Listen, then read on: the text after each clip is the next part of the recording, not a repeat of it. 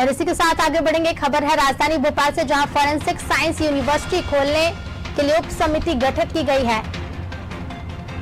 गृह सचिव की अध्यक्षता में एक कमेटी बनाई गई है। एडीजी साइबर सेल सहित 5 सदस्य इस कमेटी में शामिल हैं। तो यूनिवर्सिटी खोलने के लिए प्रतिवेदन तैयार करेगी ये कमेटी। हाईकोर्ट के निर्देश का पालन कराने के लिए कमेटी बनाई गई है।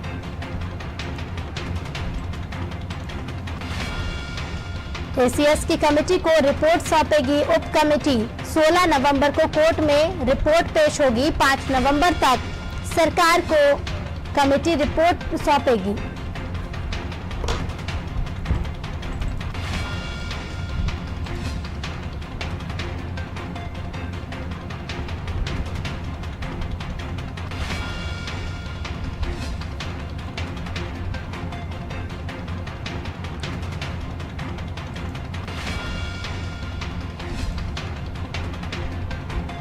तो 5 नवंबर तक सरकार को कमेटी रिपोर्ट सौंपेगी।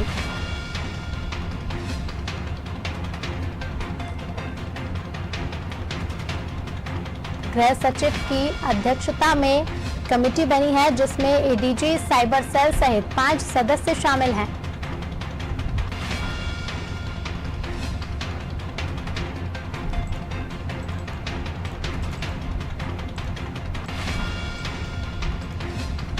फॉरेंसिक साइंस यूनिवर्सिटी खोलने के लिए उप समिति का गठन किया गया है।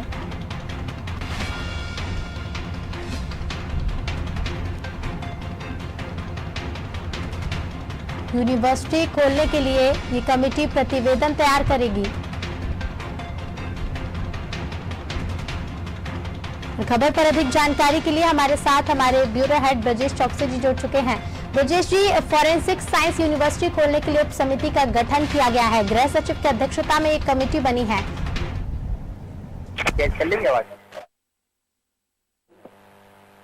तो आप मुझे सुन पा रही हैं?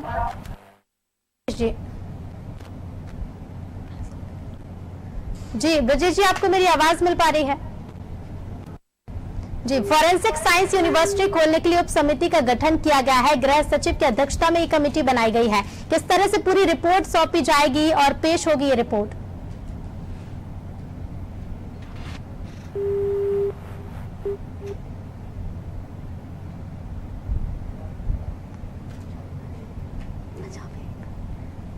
तो फॉरेंसिक साइंस यूनिवर्सिटी खोलने के लिए उप समिति का गठन किया गया है।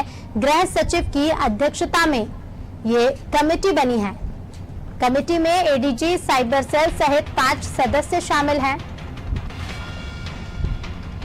यूनिवर्सिटी खोलने के लिए कमेटी प्रतिवेदन तैयार करेगी।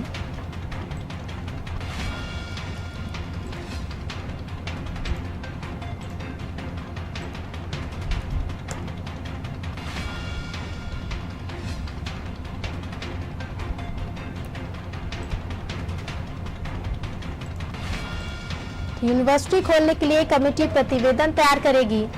कमेटी में एडीजी साइबर सेल सहित 5 सदस्य शामिल हैं। और खबर पर अधिक जानकारी के लिए हमारे साथ ब्यूरो हेड ब्रजेश चौकसी जी जुड़ चुके हैं। ब्रजेश जी, फॉरेंसिक साइंस यूनिवर्सिटी खोलने के लिए उप समिति का गठन किया गया है। किस प्रकार से ये कमेटी पूरा काम करेगी? रिपोर्ट किस तरह से सौंपी जाएगी? देखिए, तो जबलपुर में एक मामला आया था, रेप का केस था। उसमें जमानत अर्जी लगाई, जिसे खारिज कर दी गई थी। दूसरी बार फिर एक जमानत अर्जी लगाई गई। इस तरह 4 जमानत अर्जियां खारिज हो चुकी थी, क्योंकि डीएनए रिपोर्ट के आधार पर ये जमानत के आवेदन दिया गया था। इसके बाद जब पता चला कि भोपाल में और सागर में डीएनए लैब है, जो फॉरेंसिक साइंस लैब है, तो कोर्ट ने कहा कि जब तकनीकी इतने आगे बढ़ गई है, तो क्यों नहीं हमारे पास आधुनिक जब उपकरण आ गए हैं, आधुनिक चीजें आ गई हैं, हम डीएनए टेस्ट पर ही डिपेंड है, जबकि तकनीक और उससे आगे बढ़ गई है। इस कारण सरकार को निर्देश दिया कि उनने मध्य प्रदेश में भी एक साइंस यूनिवर्सिटी खुलना चाहिए, ताकि नए वैज्ञानिक यहाँ पे आए और नई तकनीक का उपयोग हो सके अपराध को पकड़ने में, और अपराधी बच ना सके उसके लिए।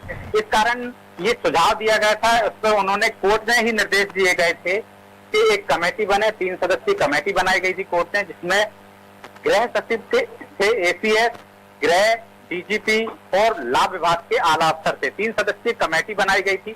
इस कमेटी को अब ये उप कमेटी एक राज्य सरकार ने बनाई है, ये उप कमेटी प्रतिवेदन तैयार करेगी कि किस तरह से यूनिवर्सिटी खोली जा सकती है मध्य प्रदेश में। वो प्रतिवेदन एक कमेटी को देगी जो ACS की अध्यक्षता में बनी है 3 सदस्यीय कमेटी, उस कमेटी को रिपोर्ट देगी। यह रिपोर्ट उसको 5 नवंबर तक देना होगी और 5 नवंबर से पहले ये जो कमेटी है उसका अध्ययन करेगी और इसके बाद राज्य सरकार को सौंप देगी। राज्य सरकार उसके प्रतिवेदन का परीक्षण करेगी। इसके बाद इस कमेटी को रिपोर्ट आएगी और एक कमेटी फिर 16 नवंबर को जो अगली सुनवाई होगी हाई कोर्ट में, उसमें एक प्रतिवेदन पेश करेगी किस तरह से मध्य प्रदेश में यूनिवर्सिटी खोली जा सके।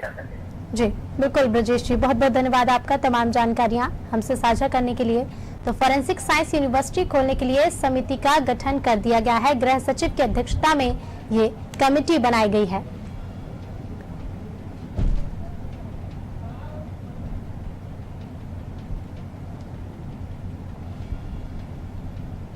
यूनिवर्सिटी खोलने के लिए ये कमेटी प्रतिवेदन तैयार करेगी और 5 नवंबर तक सरकार को रिपोर्ट सौंपेगी कमेटी।